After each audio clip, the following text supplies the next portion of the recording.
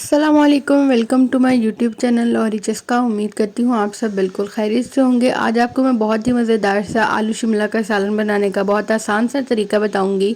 तो यहाँ पे सबसे मैंने पहले ऑयल लेके उसमें मैंने हाफ़ टेबल स्पून सफ़ेद ज़ीरा डाल लिया। इसको हम थोड़ा सा सौते करेंगे।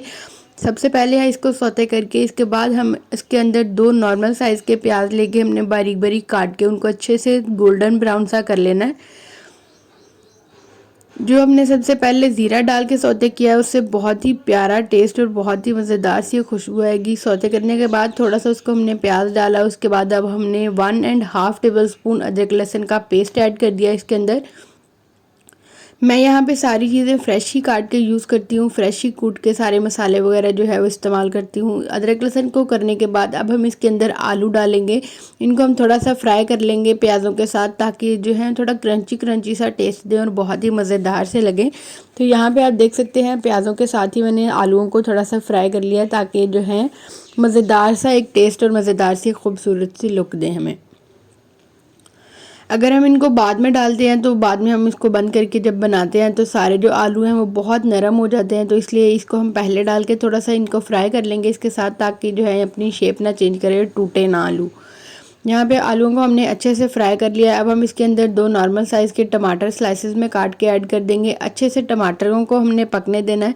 टमाटरों को हमने बिल्कुल गला देना है, ताकि हमारे जो टमाटर हैं वो बिल्कुल भी नज़र ना आए। यहाँ पे आप देख सकते हैं ऑलमोस्ट जो हमारे टमाटर हैं वो गल चुके हैं। तो अगर आपने मेरे चैनल को सब्सक्राइब नहीं किया तो सबसे पहले सब्सक्राइब कर दें, ताकि मेरे जो फॉलोअर्स हैं, मेरे सब्सक्राइबर्स वो कंप्लीट हो, ताकि मुझे ज़्यादा से ज़्यादा मोटिवेशन मिले और मैं ज़्यादा से ज़्यादा अच्छी अच्छी वीडियोस अपलोड किया करूँ। यहाँ पे अब हम इसमें स्पाइसेस डाल लेते हैं। स्पाइसेस में मैंने half tablespoon red chilli powder, half tablespoon हल्दी पाउडर और हस्बे ज़रूरत यहाँ पे मैंने नमक ऐड कर दिया है।